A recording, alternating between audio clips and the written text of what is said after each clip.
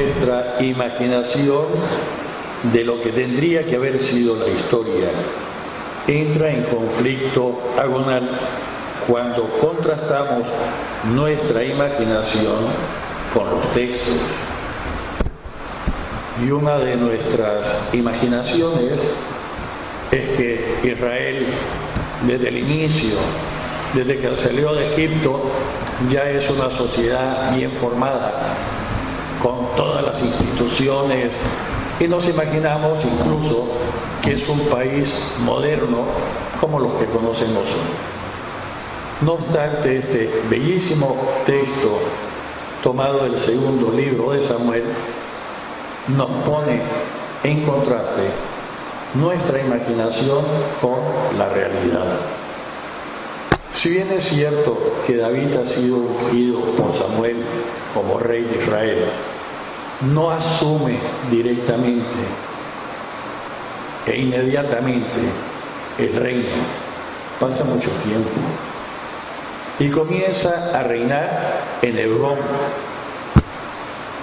Hebrón es una localidad cerca de Jerusalén y de ahí precisamente reciben el nombre de hebreos de Hebrón. Sigue reinando Saúl sobre estas tribus sin unificarlas totalmente, y hay un grupo de notables que en Hebrón convocan a David, lo ungen nuevamente y lo proclaman rey de Hebrón. Y desde Hebrón David va a comenzar a hacer una serie de campañas, incluso conquistando la fortaleza que está en el monte Sión, que todavía no se llamaba Jerusalén. Y por eso nos dice el texto, esa ciudad se va a llamar la ciudad de David, porque en ella quiere David poner en la sede de su gobierno. No obstante, aún no comienza a reinar sobre el resto, es decir, como rey de Israel.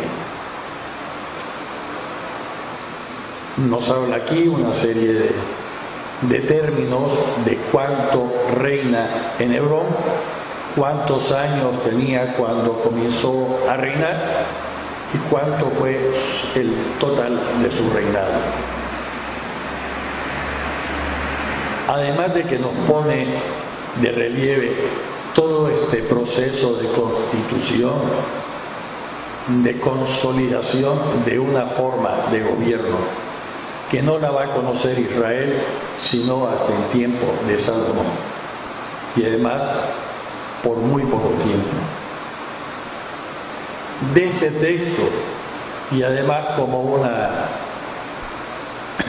un título teológico, va a salir la costumbre que tenemos de decir que Jesús comenzó su vida pública a los 30 años, porque está indicando que es el rey descendiente de David que comienza a reinar a los 30 años. Y estos 3 años que decimos, porque no lo dice la Sagrada Escritura, de la vida pública de Jesucristo, está tomado de esto para indicar que en su vida mortal, durante 33 años, fue rey de todo Israel, como dice el texto. Padre, pero es que de ahí nuestra imaginación y tantas veces la confusión, porque no aprendemos a leer los signos que utilizamos, que no son signos de la historia, sino signos de fe.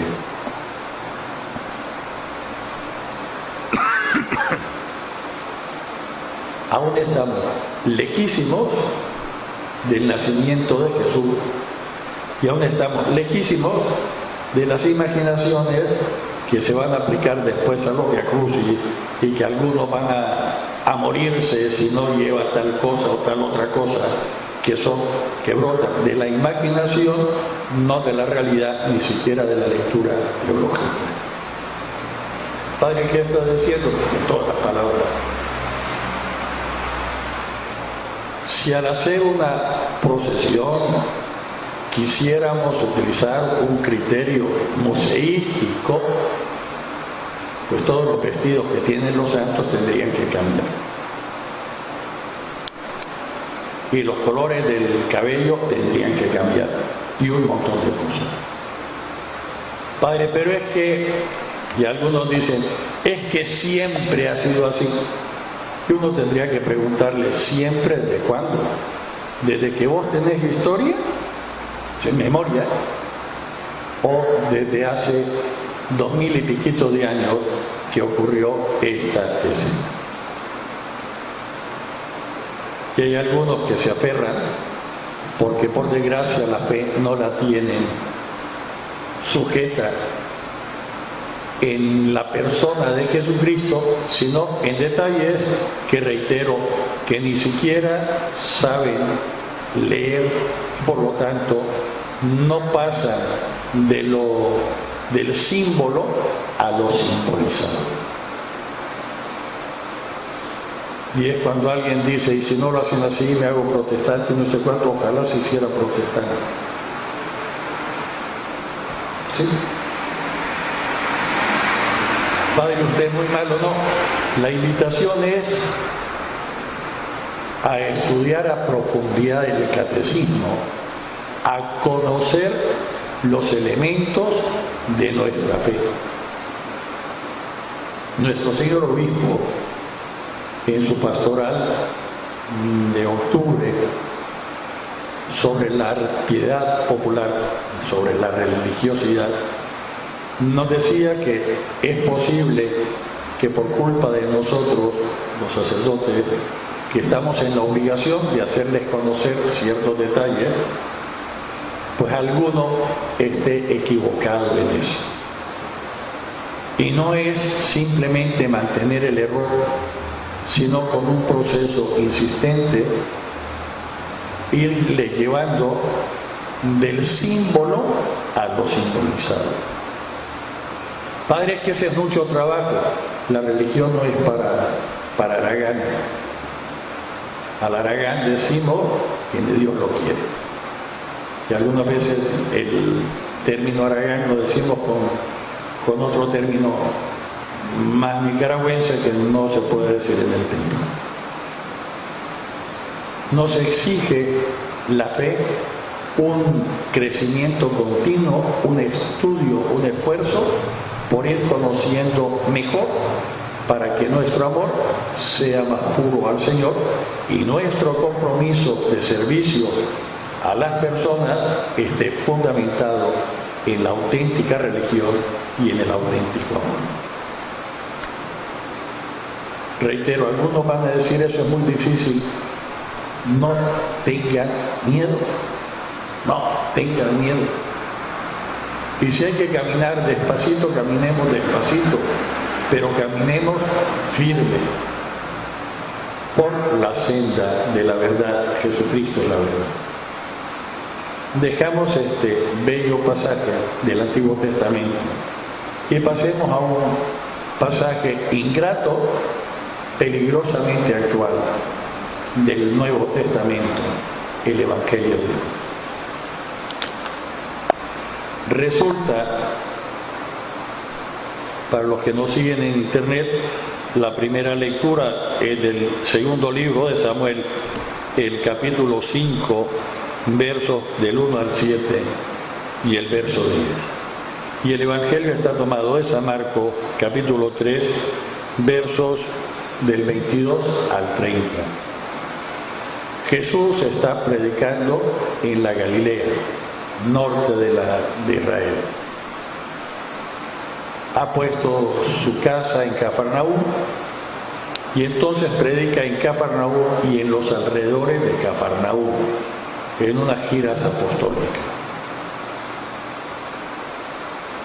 Y aprovechamos para decir, no es cierto que Jesús dormía al descampado y que las estrellas le servían de eso, es imaginación, pero no realidad. Tenía montada su casa, tampoco vivía en la casa de Pedro.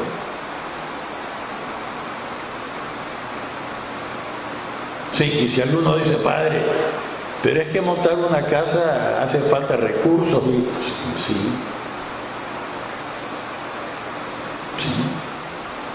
Recordemos, por favor, que Judas el Iscariote era el ecónomo de esta comunidad. Y solo se nombra ecónomo cuando hay fondos. Cuando se vive coyol quebrado, coyol comido, ¿para qué queremos un ecónomo? Padre, ¿y entonces tenían fondos? Sí, tenían fondos. Padre, ¿y entonces había un apoyo logístico? Sí, había un apoyo logístico. Padre, pero Jesús no lo solucionaba todo con milagritos. No. Había una serie de personas, especialmente mujeres, que acompañaban a Jesús y le servían con sus bienes. Entre ellos, recuerden que está Susana, esposa de Cusa, y Cusa era el intendente, el tesorero. Y estaban otras personas que tenían posibilidades y ayudaban a Jesús en estas correrías apostólicas. Sí, porque si no viene el pase simple. Si Jesús no necesitaba dinero para hacer las cosas, ahora ¿por qué la iglesia te pide para hacer una cosa? Mijito, porque vivimos en un mundo donde el dinero, aunque no sea el fin, es indispensable. Y Jesús sí empleaba dinero. No lo solucionaba todo con milagros. Pues bien, llegan de Jerusalén especialistas en Sagrada Escritura a encontrarse con Jesús. Comienza a preocupar a los jefes de la religión la prédica de Jesús. Y más que la teoría de lo que dice Jesús, les preocupa los actos, los signos que acompañan a Jesús. Uno de los signos muy fuertes es expulsar a los demonios de las personas que están posesas. Y entonces llegan, desde luego, con el chagüite preparado lo que van a decir, y dicen que Jesús expulsa a los demonios con el poder de Satanás. Y por lo tanto convierten a Jesús, que es Dios, Hijo de Dios, lo convierten en demonio. No se extrañen que eso de alguna forma se repite hoy, incluso en León.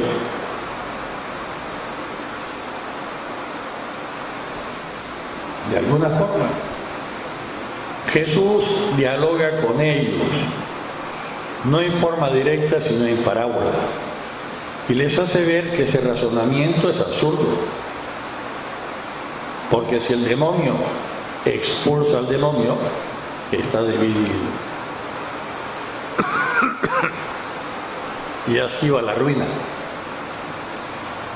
Pero los que llegan cerraditos, cuadraditos, porque no pueden salirse de su argumento, nosotros diríamos en nicaragüense, ya, tienen órdenes verticales de decir lo que van a decir, pues se encuentran que no se entiende. Y el autor de este evangelio saca esta bellísima enseñanza del pecado contra el Espíritu Santo, que algunos manipulan, y porque no estudian el catecismo ni aplican la razón que hay que aplicarla a las enseñanzas, dicen cualquier cosa. ¿Qué cosa es el pecado contra el Espíritu Santo? Básicamente es decir que una cosa buena es mala. Y como el impulso natural es hacer el bien y evitar el mal, si me dicen que una cosa buena es mala, yo voy a tener el impulso para evitar esta cosa buena que me la han pasado como mala. Y por lo tanto no voy a hacer el bien que debería de hacer. Y la otra vertiente del pecado contra el Espíritu Santo, la otra cara de la moneda, es llamarle bueno a algo que es malo. Y como este impulso, me repito, me lleva a hacer bien y evitar el mal, si le llamo bueno a algo que es malo, que es perverso, voy a hacer este mal. Y como mi conciencia ha sido pervertida, no me voy a arrepentir, porque yo no me puedo arrepentir de hacer el bien, ni me puedo arrepentir de evitar el mal. Como mi conciencia ha sido pervertida, no me voy a arrepentir, y como no me voy a arrepentir, no voy a pedir perdón. Y si no pido perdón, no puedo aprovechar el perdón general que ha dado Dios en la persona de Jesucristo. No sé si me estoy dando a entender. De ahí viene, desde luego, la gravísima responsabilidad, comenzando en la familia, de marcar en los hijos no solo hacer el bien y evitar el mal, sino señalar las cosas que son buenas y señalar las cosas que son malas. Y lo podemos hacer adaptándonos a la edad del niño, de la niña que esté en la casa. Y aunque el niño y la niña ya cumplan sus 70 años, siempre el papá, la mamá, el abuelito, si todavía está vivo, va a tener más conocimiento y puede marcar lo que es bien y lo que es mal. Y una vez que termina nuestra etapa de que todos nos lo tienen que hacer, comienza mi responsabilidad de estudiar también en la parte religiosa para poder ver lo que es bueno y lo que es malo. Y lo peligroso cuando ando de travieso leyendo cosas que escapan a mi capacidad en ese momento, porque pueden pervertir mi conciencia, y lo peligroso de andar metiéndome en reuniones no católicas, porque pueden equivocarme.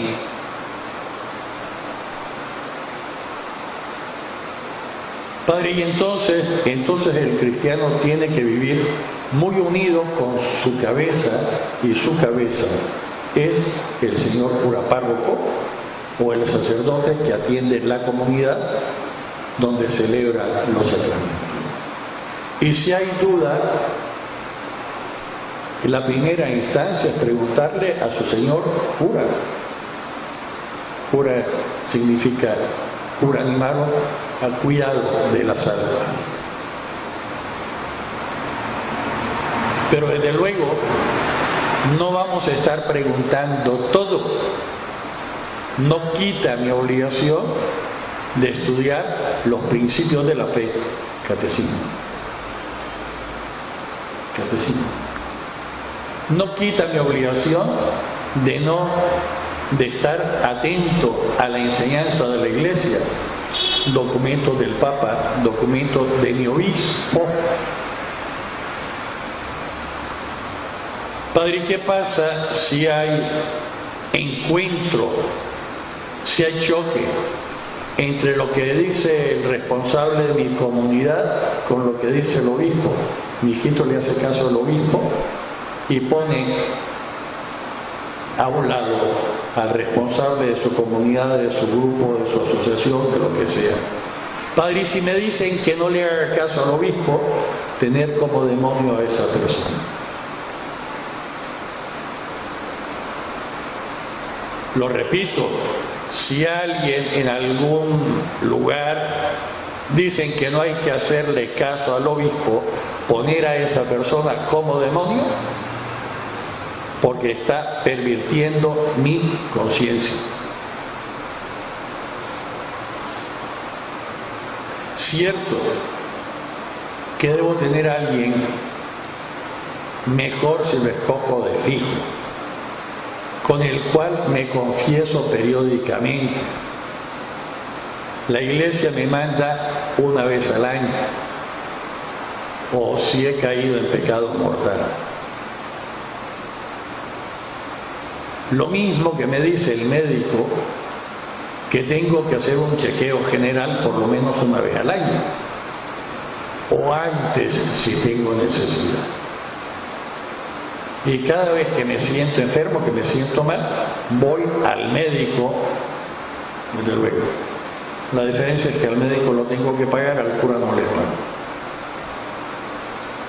Y sería ideal que cada uno escoja un director espiritual que me vaya aconsejando cómo desarrollar mi propia existencia, y tiene que ser uno.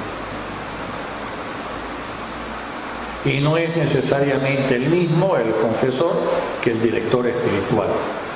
Cuando yo voy al confesor, voy a que me perdone los pecados. Recuerden el examen de conciencia, dolor de los pecados, propósito de la enmienda, decirle los pecados al confesor.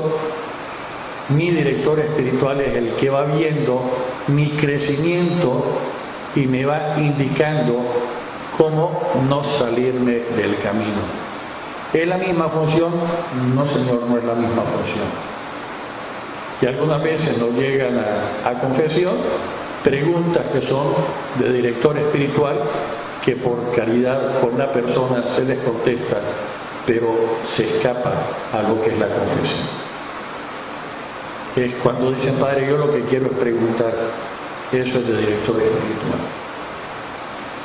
Padre, ¿y qué pasa cuando un cura me dice algo diferente a lo mismo? Tengan aparte en ese cura. Y a quien hay que hacerle caso es al mismo. Y hay que decirlo. ¿Y qué pasa si un obispo nos dice algo diferente al Papa? Aparte del obispo.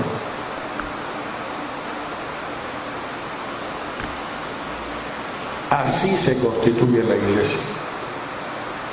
Por desgracia, hay una tentación desde que la iglesia es iglesia y camina en el mundo, que hay quien quiere ser más cristiano que el Papa y saber más que el obispo, y vamos de alguna forma hiriendo la propia estructura de la iglesia. Y vamos haciéndole daño a los feligreses. Este es el pecado contra el Espíritu Santo. Y es que la iglesia no puede perdonar todos los pecados. Podemos perdonar todos los pecados de los cuales el feligrés esté arrepentido, reconozca que ha hecho el mal, se proponga reparar el mal, no volverlo a cometer. Pero lo diabólico del pecado contra el Espíritu Santo es que pervierte la conciencia y no permite que la persona reconozca que el mal que está haciendo, creyendo que es bien, efectivamente es mal. O que el bien que no está haciendo, creyendo que es mal, efectivamente se arrepienta y cambia. Padre, pero en la iglesia todo el mundo puede enseñar. ¿Y a quién se le ocurrió semejante barbaridad?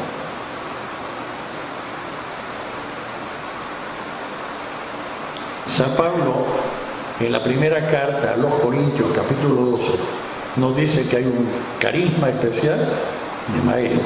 No todos son maestros. No todos los llamó el Señor para enseñar. Y nadie puede enseñar lo que no sabe. Padre, ¿y entonces qué hacer? Viviendo en esta diócesis de León, ¿cómo no? No solo estudiar el catecismo a profundidad, sino estudiar además los mandatos de nuestro segundo sínodo diocesano. Y nuestro segundo sínodo diocesano, el primer documento es la identidad diocesana.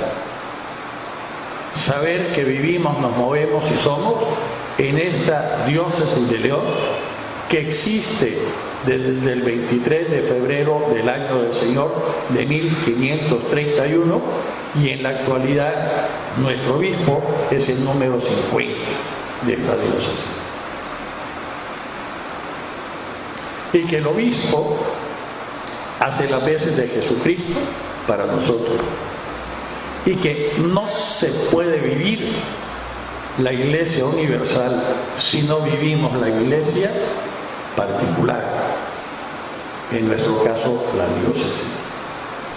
Ay, Padre, es que usted viera que en Tegucigalpa, es que usted viera que en San José de Costa Rica, es que usted viera que en California. Papito, ¿dónde vivís? ¿Dónde existís? ¿Dónde sos? ¿Estás en León?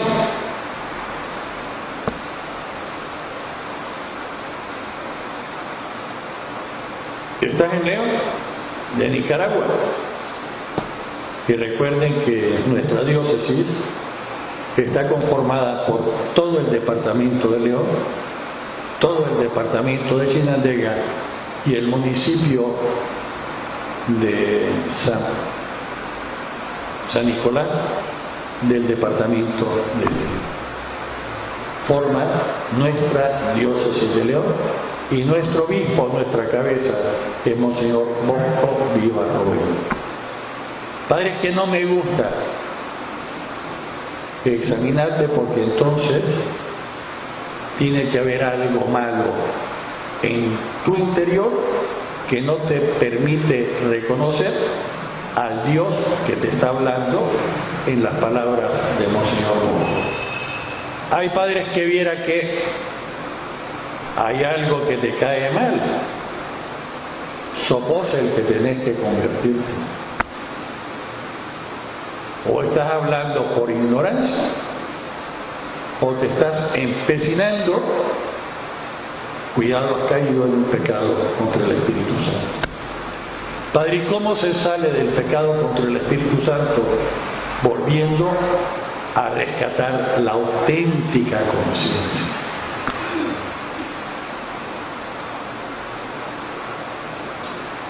Por lo demás, si no es cosa del otro mundo, por decirlo así, lo mismo que nosotros aplicamos en nuestra casa, que nadie puede llevarme a mi casa a mandar porque yo soy el que mando, ¿no es así?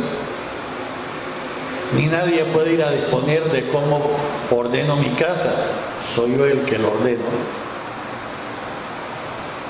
Nadie puede traer a la diócesis a alguien que quiera mandar o que quiera ordenar la diócesis sin contar con el que tiene que hacerlo, que es nuestro Señor mismo. Padre, pero yo creía, bendito sea Dios, que se te abran los ojos y comencé a ver la verdad. Padre, pero a mí me dijo, quien te lo haya dicho, tentación del demonio. Padre, pero es que dicen que en el nombre del Padre, del Hijo y del Espíritu Santo. Amén.